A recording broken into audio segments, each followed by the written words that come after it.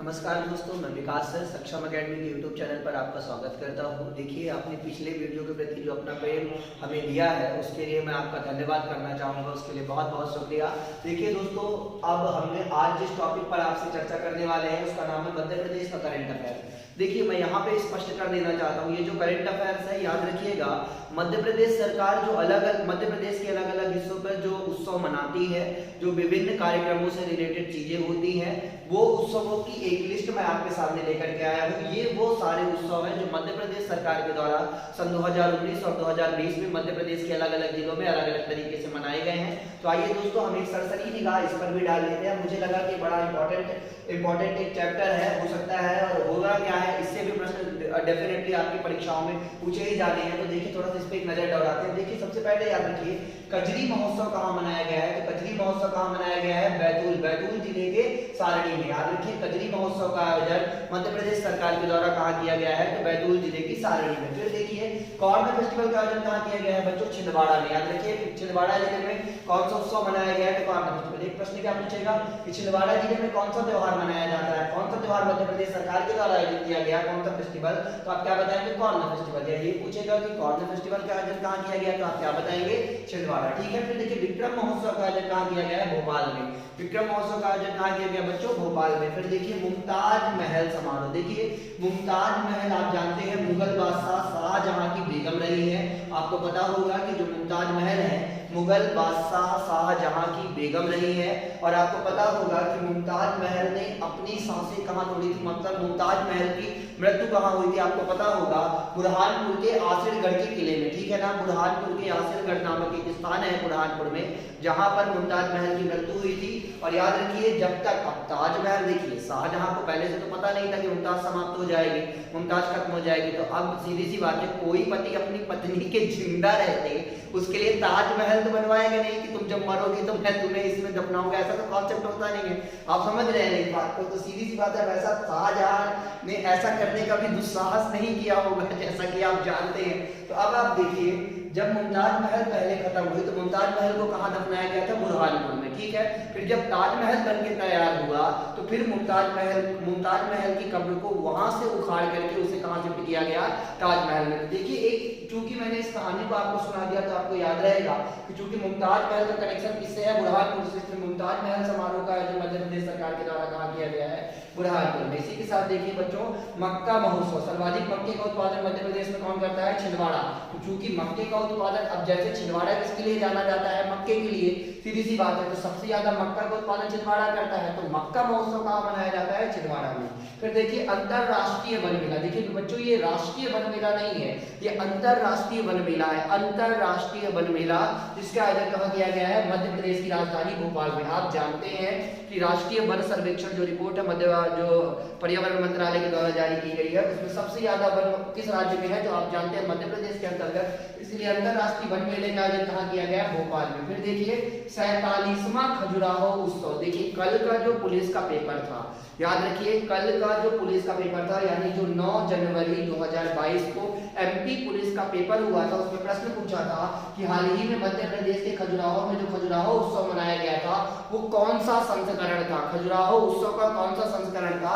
तो याद रखिए, खजुराहो उत्सव का 47वें संस्करण का आयोजन 20 से 26 फरवरी के मध्य, 20 से 26 फरवरी 2021 के मध्य खजुराहो में आयोजित किया गया था।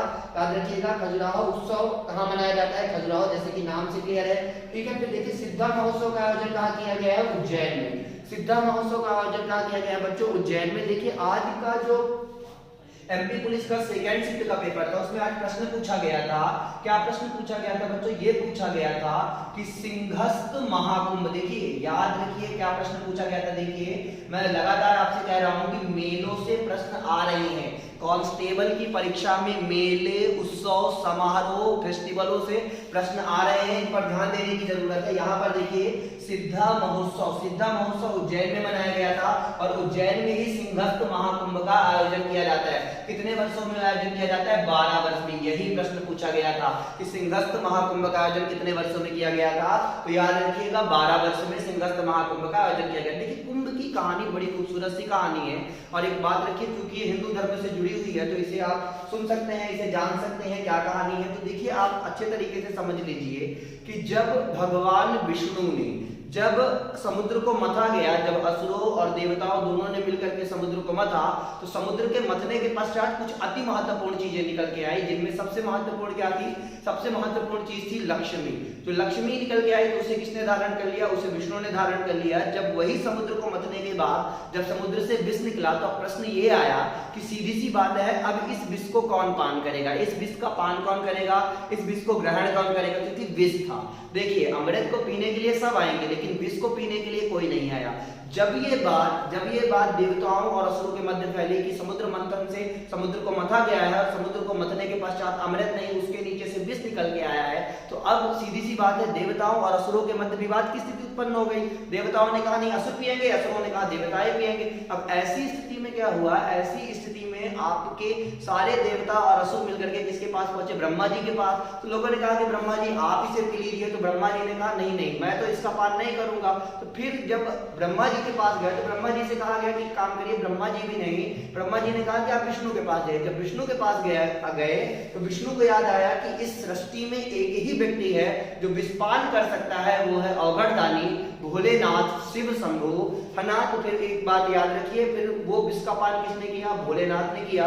और जब भोलेनाथ ने उस विष का पान किया, तब याद रखिएगा उसी समय जब ये बात पार्वती माता को पता चली कि अब भोलेनाथ विष का पान करने वाले हैं, तो पार्वती झल्लाते गुस्साते हुए आई और वो सीधे विष्णु के पास गई कि आपकी इतनी हिम्मत कैसे हुई कि आपने मेरे पति को विष के लिए आग्रह कर दिया कि मेरे पति विष पिएंगे? मेरे पति ही क्यों विष पिएंगे? अगर आपको पीना है तो आप ही क्यों न पी लीजिए। तो अब वहां पर विष्णु ने कहा था कि अगर आप, देखिए तब उन्होंने कहा था कि अगर आप भगवान भोलेनाथ के कंठ पर ऐसे हाथ लगा देगी, तो विष उनके शरीर में ना जाकर कंठ पर ही रुक जाएगा, याद रखिएगा। तो उसी समय क्योंकि पार्वती ने हाथ लगाया, तो भोलेनाथ का कंठ क्या हो गया? नीला। तो भोलेनाथ क्या कह रहा है? नीलकंठ। याद रखिएगा भोलेनाथ क्या कह रहा है? नीलकंठ। और जो विष की तपिश थी, उस ज्वाला को भोलेनाथ ने ठंडा कहाँ किया?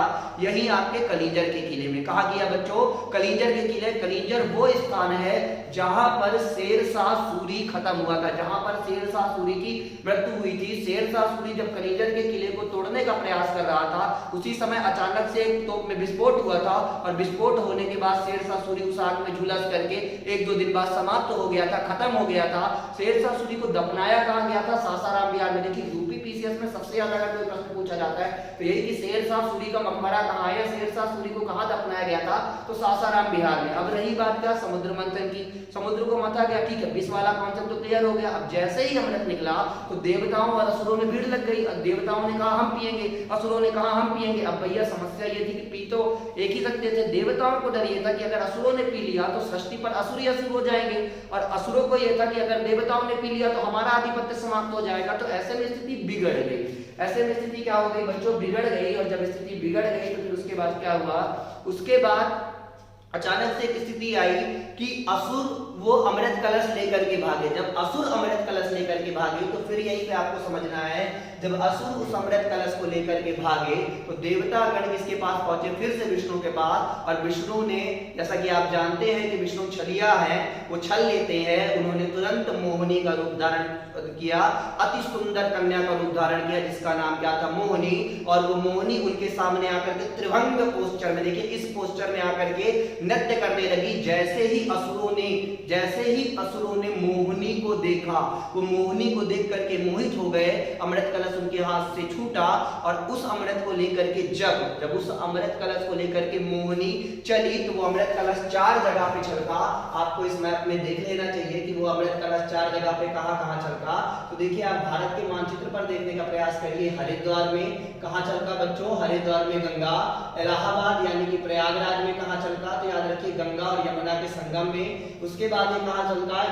उज्जैन में। कहां चलता? क्षिप्रा नदी पे। और कहां चलता? गोदावरी नासिक। आ गई बात समझ में? याद रखिएगा इन 4 स्थानों पर कुंभ का आयोजन किया जाता है। कहां बच्चों? हरिद्वार गंगा, इलाहाबाद गंगा और यमुना, इलाहाबाद प्रयागराज गंगा और यमुना, उज्जैन क्षिप्रा और गोदावरी नासिक। गोदावरी कहाँ, नासिक नामक स्थान, याद रखिएगा।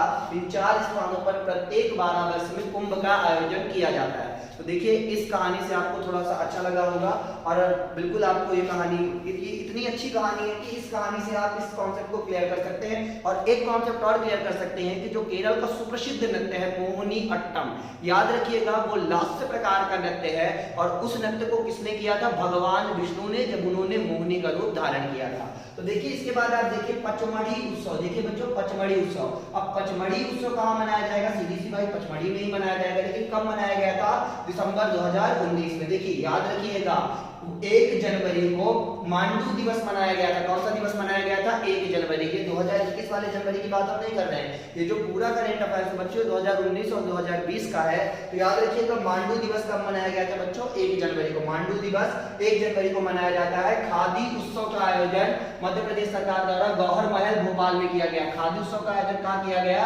गौहर महल भोपाल में। और आदिवासी महोत्सव कहाँ, आदिवासी महोत्सव रामनगर जबलपुर, कहाँ, रामनगर मंडला जिले के अंतर्गत जो रामनगर आता है वहां आयोजित किया गया। आदिवासी महोत्सव का आयोजन कहाँ किया गया, मंडला के रामनगर में। मिर्च महोत्सव, देखिए प्रथम मिर्च महोत्सव, याद रखिएगा पहला मिर्च महोत्सव था जो कसरावत में आयोजित किया गया। प्रथम मिर्च महोत्सव कहाँ आयोजित किया गया बच्चों, कसरावत में। प्रथम मिर्च महोत्सव का आयोजन किया गया कसरावत में। और ये कहाँ है, ये है बच्चों खरगोन में। कहाँ है, खरगोन में। इसके बाद देखिए बैजू बावरा समारोह, बैजू बावरा समारोह कहाँ आयोजित किया गया बच्चों, चंदेरी में। कहाँ आयोजित किया गया, चंदेरी में। नर्मदा महोत्सव, देखिए आप जानते हैं कि नर्मदा नदी अनूपपुर जिले की अमरकंटक पहाड़ी से निकलती है। और ये भी याद रखने लायक बात है कि अमरकंटक मध्य प्रदेश की दूसरी सबसे ऊंची पर्वत चोटी है। आगे बात समझ में, मध्य प्रदेश की सबसे ऊंची पर्वत चोटी कौन सी है, तो आप जानते हैं मध्य प्रदेश की सबसे ऊंची पर्वत चोटी सतपुड़ा पर्वत की महादेव पहाड़ियों पर स्थित धूपगढ़ है, जिसकी ऊंचाई 1350 मीटर है। और मध्य प्रदेश की दूसरी सबसे ऊंची पर्वत चोटी कौन सी है बच्चों, तो अमरकंटक, जहां से नर्मदा नदी निकलती है वहीं क्या मनाया जाता है, नर्मदा महोत्सव। इसके बाद देखिए अभिनव प्रयास परिपाटी, देखिए बच्चों इसको समझने का प्रयास करिए। अभिनव प्रयास परिपाटी ये एक सम्मेलन था, ये एक पहल थी मध्य प्रदेश सरकार के द्वारा, जिसका आयोजन कहाँ किया गया बच्चों, उमरिया में। अभिनव प्रयास परिपाटी का आयोजन कहाँ किया गया बच्चों, उमरिया में। जो किस जनजाति, ये जनजाति से संबंधित थी, कौन कौन सी जनजातियों से, कोल और बैगा। याद रखिए जो उमरिया जिले में पाई जाने वाली जनजातियां हैं कोल और बैगा, कोल और बैगा जनजातियों के लिए अभिनव प्रयास परिपाटी का आयोजन मध्य प्रदेश सरकार के द्वारा उमरिया में किया गया, जहां मध्य प्रदेश सरकार ने उनकी कला और उनकी संस्कृति से संबंधित बहुत सारी चीजों का आयोजन किया गया। तो देखिए भारतीय दंत सम्मेलन इंदौर, भारतीय दंत सम्मेलन का आयोजन कहाँ किया गया, इंदौर। चकेरी मेला का आयोजन किया गया बच्चों दमोह में। मलारपुर मेला का आयोजन किया गया बैतूल में। और बीटिंग द रिट्रीट, देखिए बीटिंग द रिट्रीट आप समझते होंगे, देखिए ये क्या होता है, याद रखिए जब पाकिस्तान और भारत की जहां पर सीमा लगती है जिसे बाघा बॉर्डर कहा जाता है, वहां पर दोनों देशों के सैनिक बीटिंग द रिट्रीट सेरेमनी मनाते हैं, ये वहीं पर आयोजित की जाती है। लेकिन मध्य प्रदेश याद रखिए भारत का पहला राज्य है जिसने भोपाल में बीटिंग द रिट्रीट फेस्टिवल बनाया। याद रखिएगा बीटिंग द रिट्रीट फेस्टिवल का आयोजन एकमात्र राज्य जिसने किया, उसका नाम क्या था, मध्य प्रदेश। मध्य प्रदेश, ठीक है। इसने आयोजित कहाँ किया बच्चों, भोपाल में। तो देखिए आप फिर से देख लीजिए, कजरी महोत्सव सारणी बैतूल, पर्ल फेस्टिवल छिंदवाड़ा, विक्रम महोत्सव भोपाल, मुमताज महल समारोह बुरहानपुर, मक्का महोत्सव छिंदवाड़ा, अंतरराष्ट्रीय वन मेला भोपाल, 47वां खजुराहो उत्सव 20 से 26 फरवरी के बीच में मनाया गया था, याद रखिएगा 2020-2021 में। सिद्धा महोत्सव उज्जैन, जहां सिंहस्थ महाकुंभ कहा जाए, प्रत्येक 12 वर्ष में ये प्रश्न था। पचमढ़ी उत्सव दिसंबर 2019 में। मांडू दिवस 1 जनवरी। खादी उत्सव गौहर महल भोपाल। आदिवासी महोत्सव मंडला के रामनगर में। प्रथम मिर्च महोत्सव कसरावत खरगोन में। बैजू बावरा समारोह चंदेरी। नर्मदा महोत्सव याद रखिए अमरकंटक में। अभिनव प्रयास परिपाटी जो कोल और बैगा से संबंधित थी, इसका आयोजन कहाँ किया गया था, उमरिया में। भारतीय दंत सम्मेलन का आयोजन कहाँ किया गया था बच्चों, इंदौर में। उसके बाद चकेरी का मेला कहाँ लगा था, दमोह में। मलाजपुर मेला बैतूल में। बीटिंग द रिट्रीट सेरेमनी का आयोजन कहाँ किया गया था, भोपाल में। ऐसा करने वाला भारत का पहला राज्य मध्य प्रदेश है। कौन सा राज्य है, मध्य प्रदेश। मध्य प्रदेश। तो देखिए बच्चों, अब इसके बाद अब हम बात करने वाले, देखिए आज की जो पेपर था, आज का जो मध्य प्रदेश पुलिस कांस्टेबल की सेकंड शिफ्ट का पेपर था, उसमें एक प्रश्न पूछा गया था कि मध्य प्रदेश का सबसे छोटा राष्ट्रीय राजमार्ग कौन सा है। देखिए अभी हाल ही में क्या हुआ है, भारत सरकार ने राजमार्ग सारे बदल दिए। पहले भारत का सबसे लंबा राष्ट्रीय राजमार्ग NH7 होता था, अब NH44 होता है। तो बात समझिए, बहुत सारे बदलाव हुए हैं। इसी बीच एक प्रश्न है आज के कांस्टेबल की परीक्षा में कि मध्य प्रदेश का सबसे छोटा राष्ट्रीय राजमार्ग कौन सा है। तो आपको याद रखना है 135 बीबी। क्या नाम है? 135 बीबी।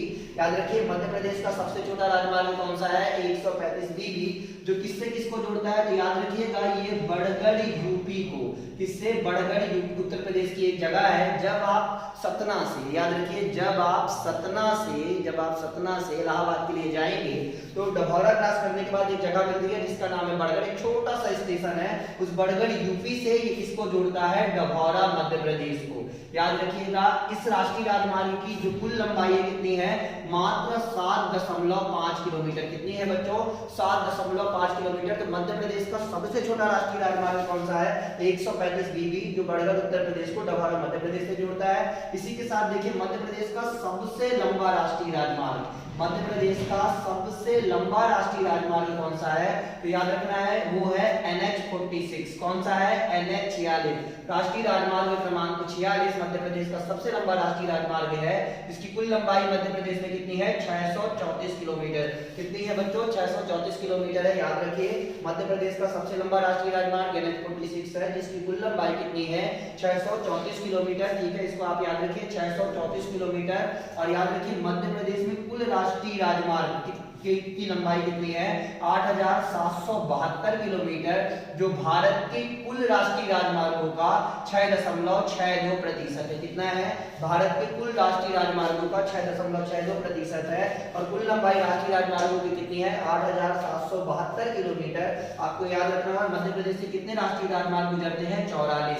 कितने? देखिए, याद करने की जरूरत ही नहीं है, भारत का सबसे लंबा राष्ट्रीय राजमार्ग 44 है। तो मध्य प्रदेश से कितने राष्ट्रीय राजमार्ग गुजरते हैं? जितना लंबा है, सबसे लंबा 44। कितना है? 44। और याद रखना है, फिर आप इधर याद करिए कि मध्य प्रदेश में जो कुल राष्ट्रीय राजमार्ग है उनकी लंबाई कितनी है? तो याद रखिए 8772 किलोमीटर, जो भारत के कुल राष्ट्रीय राजमार्गों का कितना है? 6.62%। और ये प्रश्न तो आज की परीक्षा में ही था कि मध्य प्रदेश का सबसे छोटा राष्ट्रीय राजमार्ग तो कौन सा है बच्चों? आपको याद रखना है 135 बीबी, जो बड़गढ़ उत्तर प्रदेश को डभौरा मध्य प्रदेश से जोड़ता है। आप समझ रहे हैं किससे किसको जोड़ता है? डभौरा मध्य प्रदेश से जोड़ता है। ठीक है ना? सबसे छोटा, सबसे लंबा, कुल लंबाई और इतने परसेंटेज। तो देखिए बच्चों, खाद्य फली, देखिए अब ये कुछ बहुत महत्वपूर्ण अनुसंधान केंद्र हैं जो 2019 और 20 में करंट अफेयर्स में छाए रहे हैं। तो देखिए, खाद्य फली अनुसंधान केंद्र कहाँ स्थापित किया गया है? सीहोर के अमलाहा में। कहाँ स्थापित किया गया बच्चों? सीहोर के अमलाहा में। देखिए, उद्यानिकी महाविद्यालय कहाँ प्रस्तावित है? छिंदवाड़ा। बना नहीं है, प्रस्तावित है। उद्यानिकी महाविद्यालय मध्य प्रदेश सरकार कहाँ विकसित करेगी? छिंदवाड़ा में। जैविक कृषि अनुसंधान केंद्र कहाँ बनेगा? मंडला में। कहाँ बनेगा बच्चों? मंडला में। नूराबाद उद्यानिकी, देखिए आपसे प्रश्न पूछेगा कि इजराइल के सहयोग से, याद रखिए, इजराइल के सहयोग से मध्य प्रदेश के किस स्थान पर नूराबाद उद्यानिकी का विकास किया जाएगा? तो याद रखिए, मुरैना जिले में। कहां किया जाएगा? मुरैना जिले में। जो भारत और इजराइल की संयुक्त परियोजना है नूराबाद उद्यानिकी, मुरैना में। प्रथम मत्स्य आहार केंद्र की स्थापना कहां की गई है? सीहोर जिले के केवलाहारी में। देखिए, याद रखिए, अभी हाल ही में मध्य प्रदेश के जिले बालाघाट को मत्स्य उत्पादन में पूरे भारत में प्रथम पुरस्कार मिला है। याद रखिएगा, पूरे भारत में सबसे ज्यादा मत्स्य का उत्पादन कौन सा जिला करता है? बालाघाट। ये पुरस्कार किसे मिला है? मध्य प्रदेश के बालाघाट को मिला है। और कहाँ मिला है? भुवनेश्वर में। कहाँ मिला है? भुवनेश्वर में। यानी सबसे ज्यादा मछली का उत्पादन करने वाला जिला कौन सा है भारत का?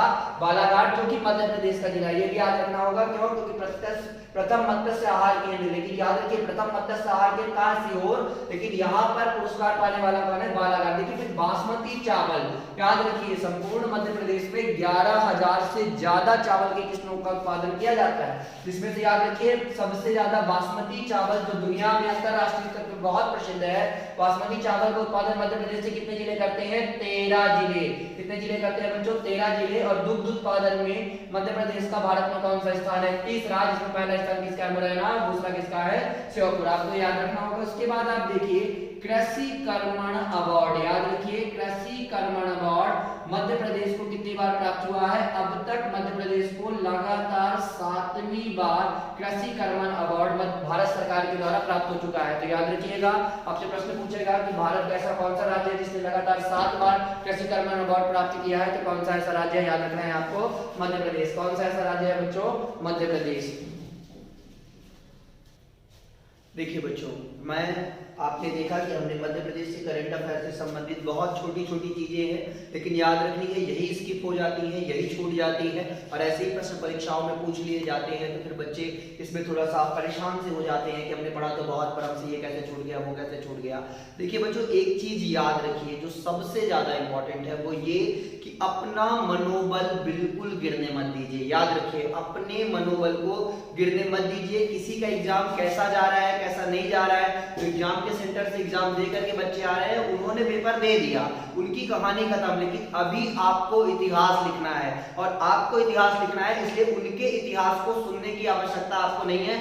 आप जो कर रहे हैं उसे पूरी मेहनत, पूरी लगन के साथ करते रहिए। बस कुछ दिन और करने के बाद आप निश्चित रूप से इतिहास लिखेंगे और इस बार मध्य प्रदेश पुलिस में आप निश्चित रूप से सिलेक्ट होंगे। अभी आपको बिना मतलब में किसी से कुछ भी ना सुनने की जरूरत है, ना किसी को कुछ पूछने की जरूरत, बस लगे रहना है, कंटिन्यूअस लगे रहना है। और ऐसे ही हम रोज आपकी तैयारी को धीरे धीरे करके बूस्ट करते रहेंगे। देखिए, हमारा उद्देश्य ये है कि थोड़ा थोड़ा करके बच्चों को दिया जाए ताकि बच्चों का समय पूरा बचे और वो अपना पूरा कॉन्सेंट्रेट मैथ और रीजनिंग में करे, क्योंकि ज्यादा नंबर आप कहां से लेके आएंगे? वहां से। ठीक है ना? जीएस केवल इतना रोल प्ले करता है कि बस आपको कट ऑफ के उस पार ले जाता है। सबसे ज्यादा प्रश्न कहां से आते हैं? मैथ और रीजनिंग से। वहां से आप पूरे नंबर लेके आइए, क्योंकि याद रखिए जो प्रश्न आपके लिए कठिन होगा वो दूसरे के लिए भी उतना ही कठिन होगा। जो आपको नहीं पता होगा वो दूसरे को भी नहीं पता होगा, तो तुक्का दोनों ही मारने वाले हैं। बात समझ में आ रही है? तो मेरा केवल इतना कहना है कि ये छोटे छोटे जो वीडियो है, ये 15-15, 20-20, 25-25 मिनट के वीडियो आप इनको देखिए अपनी तैयारी के दौरान। 15 से 20 मिनट इसमें माइंड भी रिफ्रेश कर लीजिए और जल्दी से थोड़ा सा करंट अफेयर्स भी देख लीजिए, है ना? और तैयारी में लगे रहिए। ठीक है? अगर आपको चैनल ये पसंद आता है, अगर आपको वीडियो पसंद आता है तो बिल्कुल इसे लाइक कर दीजिए। कमेंट बॉक्स में हमें कमेंट करके बताइए। ठीक है ना? और अगर आपकी कोई भी परेशानी है, कोई भी समस्या इस वीडियो से रिलेटेड है तो प्लीज कमेंट में बताइए। सक्षम अकेडमी रीवा के चैनल को सब्सक्राइब कर दीजिए, बेल आइकन को प्रेस कर दीजिए ताकि जो अगला वीडियो आपको मिले उसकी जानकारी आप तक पहुंच सके। धन्यवाद।